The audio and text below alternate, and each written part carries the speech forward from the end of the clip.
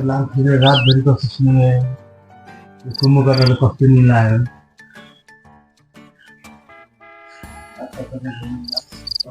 लामखुट्टे टुटेर माथि लाग्यो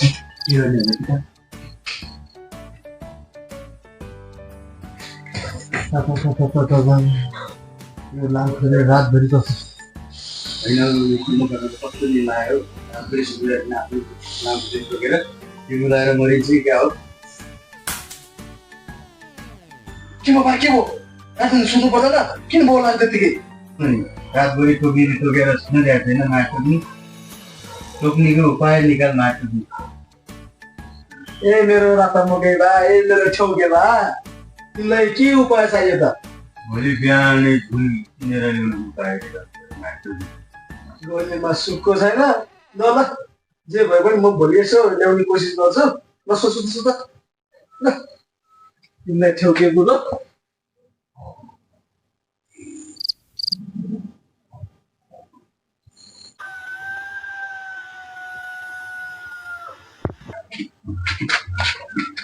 खोइ केटा आज त रातभरि लामखुट्टे टोकेर सुत्दै सकिएन के झुलको के पकाउने व्यवस्था गर्नु पर्यो ल म भरे बेलुकासम्म व्यवस्था गर्छु नि त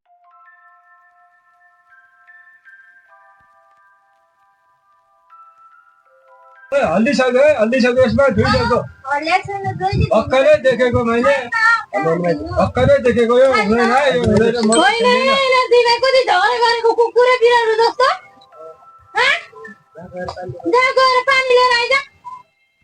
म त जान्न है आमा उसलाई पठाउ छोरी मान्छेको काम त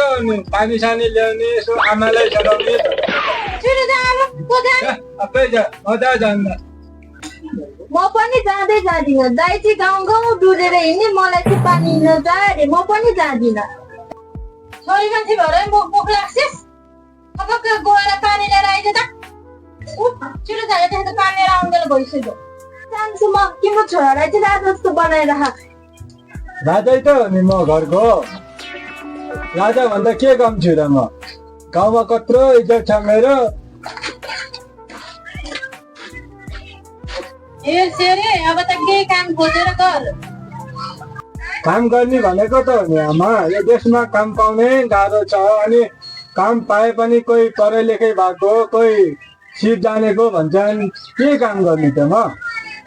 नि मसँग न पढे लेखाइ छ न सिप छ अनि कहाँबाट पाउँछु त मैले काम तैँले गर्न सक्ने काम नेपालमा छैन भने विदेश जा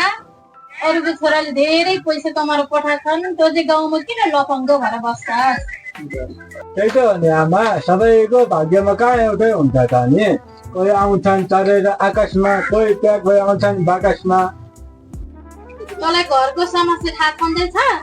टाढा गाउँको दलालीलाई भेटेर कुरा गरौँ राम्रोसँग पठाइदिए भनेर जाउँ न जाउँ न त जाउँ आमाको इच्छा नै छ भने गाडा भेटेर कुरा गरौँ हुन्छ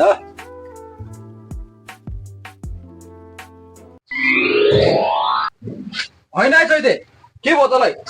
कालो अन्डा लगाएर बसिस् त के भयो छेरपाट लाग्यो धेरै नखा भने मान्दैनस् तिनीहरू घिच्न खोज्छस् त्यस्तै हो काका त्यस्तो धेरै पीडा छ नि हो मलाई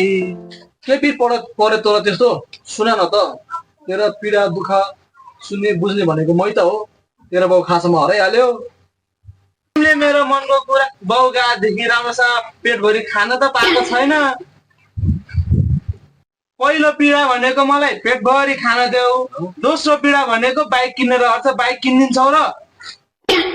तेरो हातबाट सक्लो छ नि त जाठा कति मेरो मात्र रगत चुछस् अब त्यसै पनि तँ पनि केही गरी खान सक्ने भइसक्छ केही काम खोजेर गर जाठा ल काका बाउ भए जस्तो कहाँ आउने रहेछ र मेरो पनि दिन आउँछ आउँछ सबैको दिन आउँछ एक दिन तेरो पनि दिन आउँछन् जा गएर चाहिँ अहिले एक अगाडि पानी लिएर आइज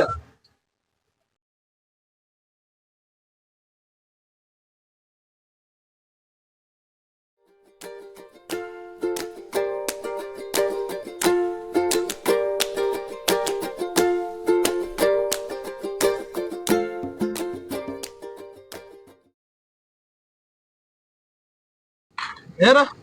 धारामा पानी भरेर गइसक्यो यहाँ गफला र बस्छु यो दाउरेसँग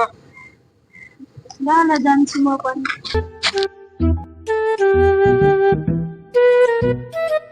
काका पानी ल्याइरहेको छु अघि म केही काम गर्न सक्दिनँ है। पानी ल्याइस् ल खुद्रा खुद्रा यसो बोतल कुटल गरे पनि हुने यसो बडले त हुँदैन नि केटा कतिसम्म घुर्को लाउने भन्छ है आफ्नै काकालाई पनि अझ बाउलोहरूले कति घुर्को लाउँछ होला भनेपछि आफ्नै खुट्टामा उठेर आफैले गरी खान सक्नु भएपछि थाहा पाउँछ यसले काकाले बाउले कति हेरेर छन् कति गराएर छन् भनेर घरको काम बल्ल दिँदैछ बारी काम बल्ल दिँदैछ जब एकागरी पानी दिन जाँदा हुन्छ नि मुस्किन्छ है चाँठो बारी काम त्यत्तिकै छ बारी काम गर्नु पऱ्यो नि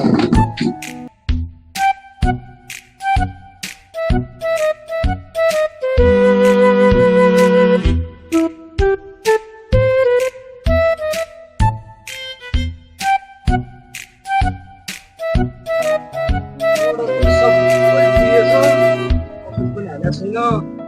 बारी काम दिङ्ग छ म एक्लै कहाँ कहाँ हेर्नु पर्नु कि बारीमा हेर्नु कि केटाले केही काम मान्दैन भनेको फिट्टिकै मान्दैन सन्किहाल्छ लुट खोजिहाल्छ यसलाई के उपाय केलाई के गरिन्छ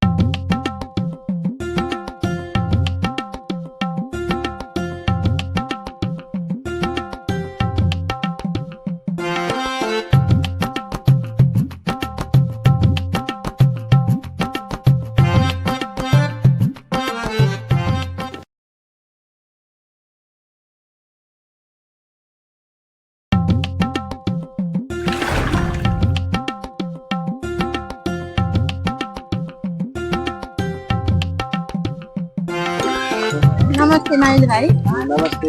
अनि तपाईँको घर जाँदै थियौँ तपाईँ बाटोमै भेट्यो म बजार निस्किहालेँ के कति काम थियो होला यता चौतारीमा बसेर बस्नु न त हुन्छ बस्नु न त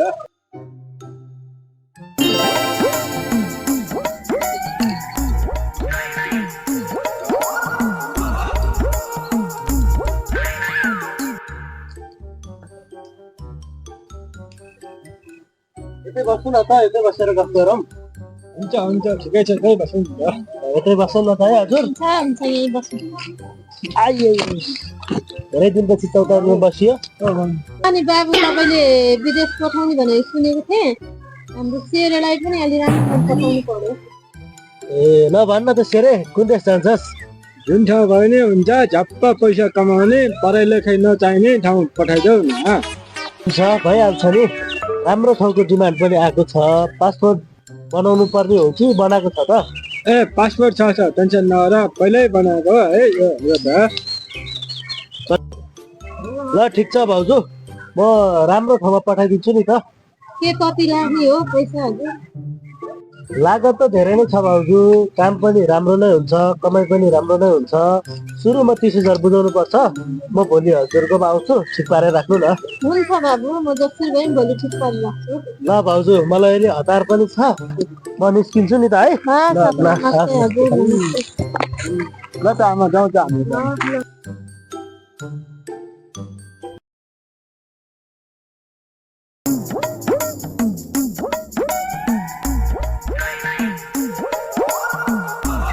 ओहो सेरे मलाई मैले गाउँ भरि खोजेँ कहीँ पनि भेटेन त हो र यादतिरै मेरो एउटा सल्लाह थियो मैले लास्टै समस्या परेको थिएँ नि त जुन तर मको सल्लाह गर्नुलाई ठिकै छ आमा म एकटा घुमेर आउँछु है तिमी घर जाऊ नि त है ल हामी जाउँ त